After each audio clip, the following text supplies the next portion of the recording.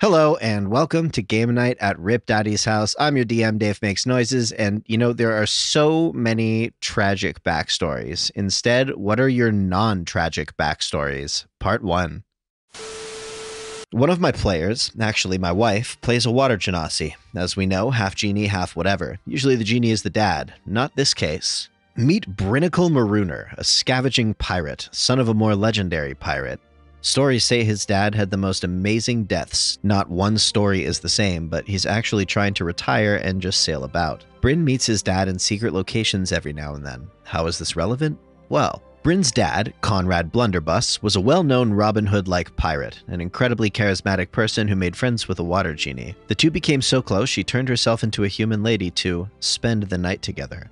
Something she did not think of was the ability to fall pregnant this way, which had her stuck in a human body for 9 months. As piracy was his work, Conrad had to be out at sea most of this time, but visited when possible.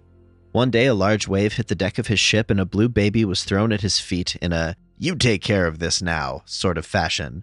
Thus, Binnacle Marooner came to existence. His dad knew a couple he could trust in a small fisherman's town to adopt his son, as he wanted his son to have a better life. Piracy's in the blood, though. Bryn now scavenges shipwrecks and loots the dead, as they don't need their possessions anymore, and still meets his dad. His mum? Well, let's say that's a story I'm working on, as I got total DM freedom on that one. So here's a warlock I've been working on, and who I'm keeping in the back for a future campaign. Desire was a tiefling child growing up in a small desert town a millennium or so before the campaign, who fell in love with the local potter's daughter. Through a series of odd circumstances, he got his hands on a genie's lamp and wished for the most valuable, most beautiful, most precious ring, so that I may propose my beloved, and then grow old with her. In a flash, a ring appeared in Desire's hands. He proposed, they married, and had children. In time, he found the ring had a peculiar property. It looked different depending on who observed it.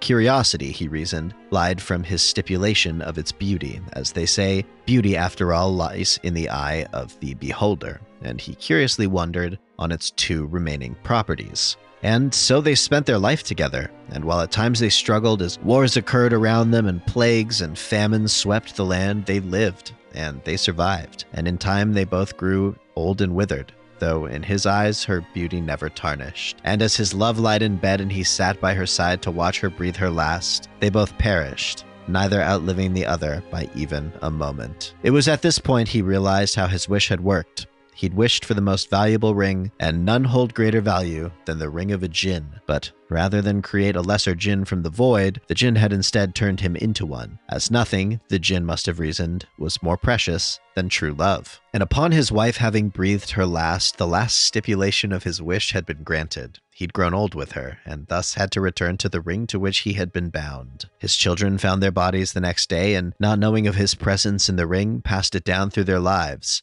A magical curiosity to some, an important heirloom to others, but nothing more than a trinket for the centuries that followed, as he watched his family over the passing ages. Until one day his many times great-grandchild went on a quest, and in times of greatest need summoned him from within the ring by accident. So now he follows them around, doing his best to help his descendant in their various quests and endeavors, worrying for their health, and generally acting like the world's most doting grandfather.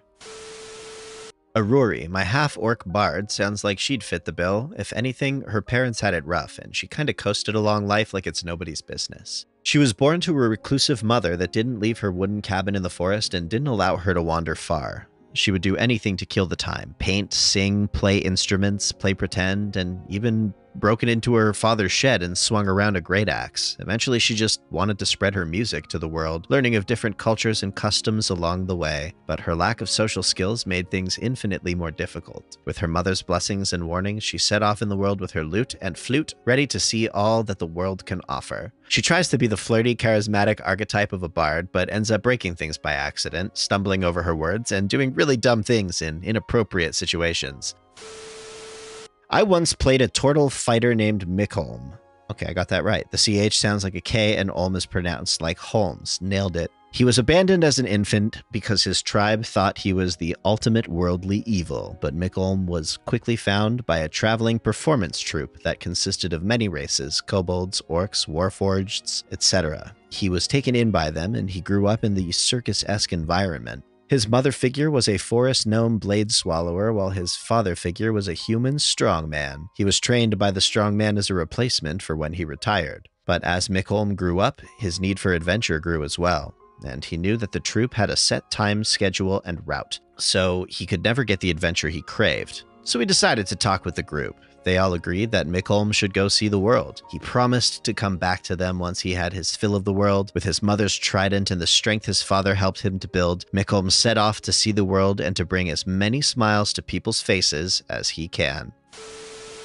My wild magic sorcerer, Taman, was always just a regular Joe. He wandered from town to town, city to city, picking up the odd jobs the adventurers didn't want. Clear a field of stones for a new pasture or farm? Call Taman. Need an extra hand around the farm when one of your farm hands gets sick? Call Taman. Need a babysitter? That's right, Taman. One day, while foraging for berries to help the local chef impress his lover-to-be for breakfast, he stumbled across the Feywild. He entered without knowing and then found himself lost in an unfamiliar and wild land. He came across some Fey creature which he didn't recognize, but found her to be beautiful beyond measure. She charmed him and, for reasons of her own, bed him and fed him. After whatever goals she had were met, she sent him back through the portal to the prime material plane. That day, he found that magic had wildly erupted within him.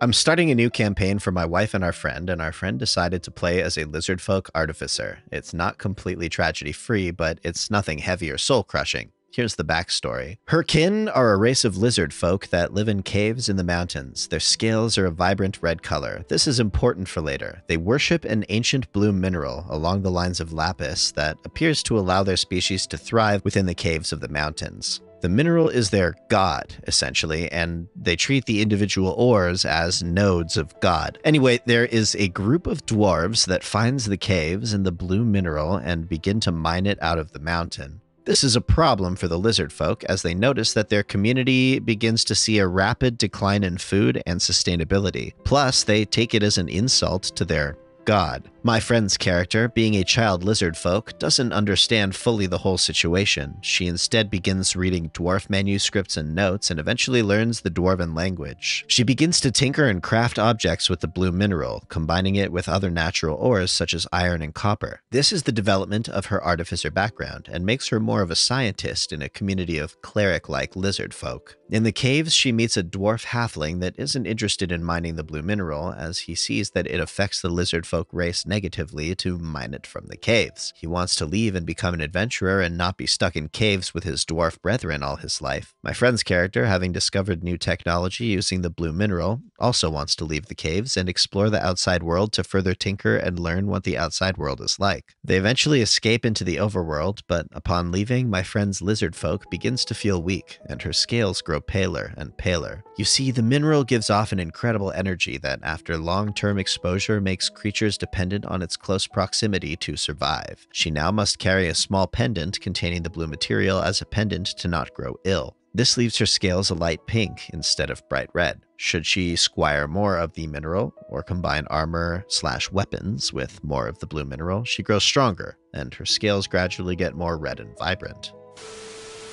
Allow me to introduce my chef alchemist, Baryon. He apprenticed with a very successful artificing guild. It was responsible for all sorts of industrial-grade magic items used by the kingdom, like a magical IBM. They pioneered several new magical effects that became commonplace, and the guild master would occasionally sponsor the most promising endeavors of talented apprentices. Baryon was always a cooking enthusiast and proposed magically enhancing the dining experience, but the guild master did not understand.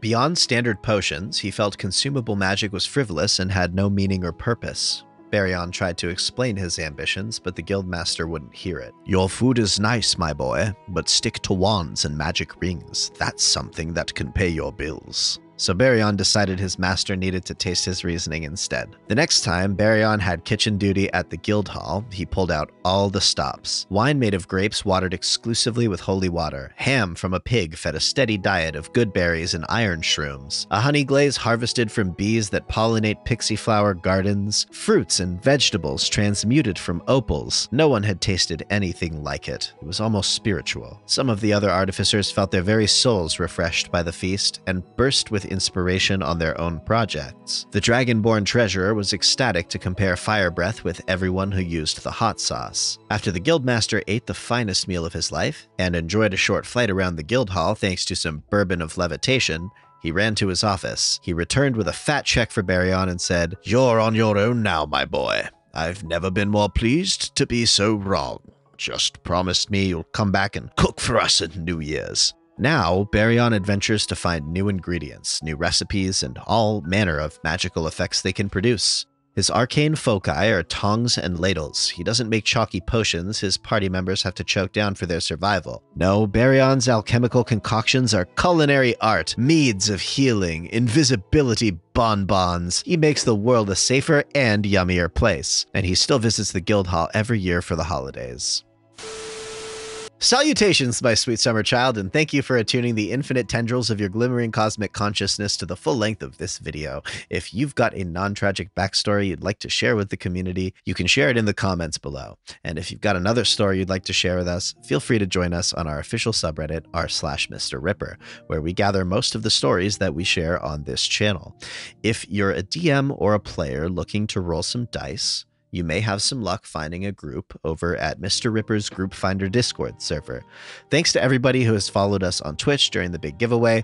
We're excited to see you all on a stream soon, and a huge thank you to our sweet friends over at Easy Roller Dice Company for their support during this momentous occasion. I'm currently holding Ripper's hand through Borderlands 2, so if you're into it, let Rip Daddy know so we can play again. I hope that this week you practice mindfully bringing yourself to the present. It does not happen passively. Good luck. Please, sub for Nat 20s, bing that bong so you can be part of the early squad. We love you, and we're so glad you joined us today. Thanks again for watching, and we'll see you next time.